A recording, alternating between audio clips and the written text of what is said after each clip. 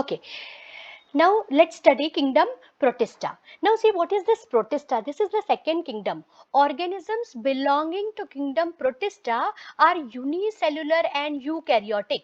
Now again same. In Monera we have studied the organisms are generally unicellular. Here also generally the organisms are unicellular, means they are made up of one cell only, and here they are eukaryotic. While in case of Monera we have studied the organisms are prokaryotic, means their nucleus is not well developed. But here in the Protista the organisms are eukaryotic, means they have well developed nucleus. Now 5 different organisms are there in kingdom Protista. We have to study 5 different types of organisms. First one is plant like Protista, means few organisms are like they are actually Protista, but they have the characters of plants. Animal like Protista, means here we have to study few organisms are there of Protista which have the characteristics of animals. Dinoflagellates means we have to study few organisms which are having 2 flagella. Fungi like Protista, means here we have to study few Protista or few organisms are there which are having the characters of fungi. And lastly we are going to study about euglenoids. Now first start with plant like Protista. Okay, now see, plant like Protista means here they are termed as chrysophytes, or they are also termed as phytoplanktons. Means what? These are the Protista organisms, or these are the organisms which are present in the oceans generally. Phytoplanktons means very small plants are present. Okay, plants, or you can say organisms which are just like plants. They are called as chrysophyte, or they are called as phytoplanktons. They are microscopic. Microscopic means they are very small, cannot be visible through our naked eye, and they are photosynthetic, means see, they are having the characteristics of plant. They are the producers of oceans, means they are producing food, and this produced food which is produced by these plants or by these organisms is consumed by all the organisms present in the ocean. They are also referred as diatoms. You might have heard this word, diatoms. Why they are called as di means two, because they are made up of 2 silica covering. See, they appear just like our soap box. How our soap box is having 2 covers, no? They are exactly like the soap box. So they are referred as diatoms, or they are also called as chrysophytes, or they are also called as phytoplanktons. They are microscopic and they are photosynthetic just like plants. So these are the organisms like plants. Animal like Protista means now these organisms are termed as protozoans. They are called as protozoans. They are heterotrophic. Heterotrophic means just see, they are having the characters of animals. Animals are also heterotrophic and they lack cell wall. Animals never contain cell wall. Animals contain cell membrane. So there are 4 types of protozoa. First is amoeboid, flagellated, ciliated and sporozoa. See, here the name is indicating everything. Amoeboid protozoa means amoeba is having pseudopodia for locomotory organ. Okay, so here these organisms, these protozoa are having pseudopodia, with the help of which the locomotion takes place, or they move from one place to another place. Okay, so first one is amoeboid protozoa, means they have pseudopodia. With the help of pseudopodia, they can move from one place to another place. One example of amoeboid protozoa is ant amoeba. Ant amoeba, which causes amoeboic dysentery, continuous or severe loose motion. Next one is flagellated protozoa. Flagellated protozoa means, again the name is indicating, these protozoa are having flagella. With the help of flagella, they can locomote from one place to another place.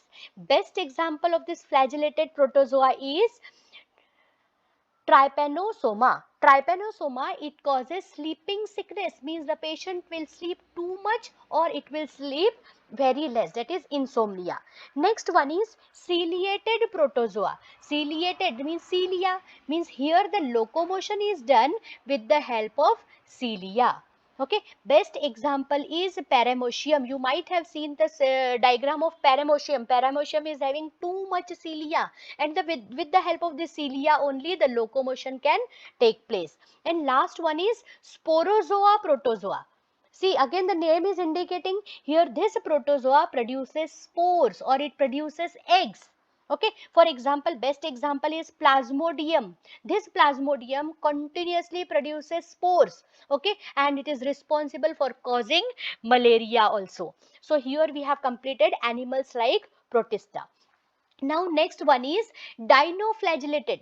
Dino means two, means the organism is having two flagella.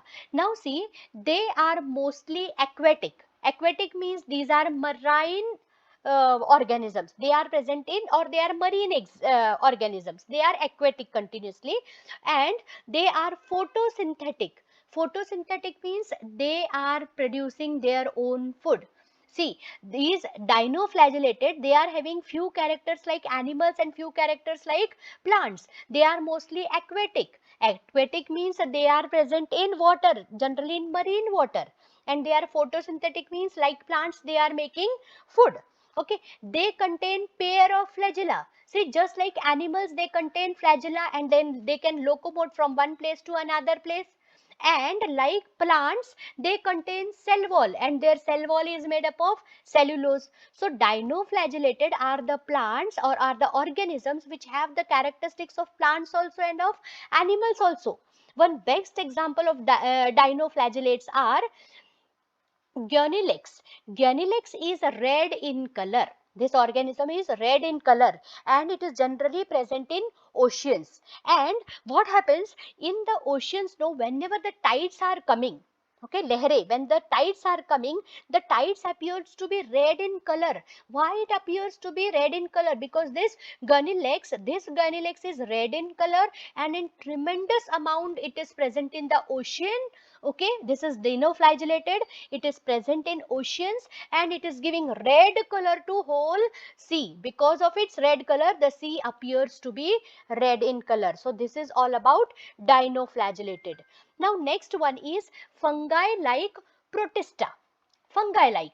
Fungi are saprophytic. Saprophytic means they are generally growing on dead and decaying leaves. These organisms are behaving like fungi, means they are saprophytic in nature, means they are dependent on the dead and decaying organisms. Their cells aggregate to form a large cell mass. See, many cells here, many cells or many organisms, they combine with each other and they form, means many cells form group, and they are forming a group, and this group is called as plasmodium. This plasmodium is not which is forming malaria. Okay, now this plasmodium, what this plasmodium is doing, this plasmodium makes the cell so tough or hard so that they can survive in harsh condition. So these organisms are just behaving like fungi. That's why they are called as fungi like Protista. And last one is euglenoids. Now what is euglenoids? Euglenoids lack cell wall. It do not contain cell wall, but instead of cell wall, nature had given tough covering, hard covering, which is made up of protein, and that is called as proteinaceous pellicle. Euglenides are the organisms which do not have cell wall, but they have very tough covering which is made up of proteinaceous pellicle. It possesses two flagella. Just like dinoflagellates, it is having two flagella. But what is the difference? Here one flagella is too long and another one is too short. It is also having two flagella. One is too long and another one is too short. Now, in presence of light, what is the special character of this euglenoid? In presence of light, if light is present, they are photosynthetic, means they can prepare their own food. But if light is not there, they behave as heterotrophs, means for their food they are dependent on others. So this is all about euglenoids. So here we have completed another kingdom, that is kingdom Protista.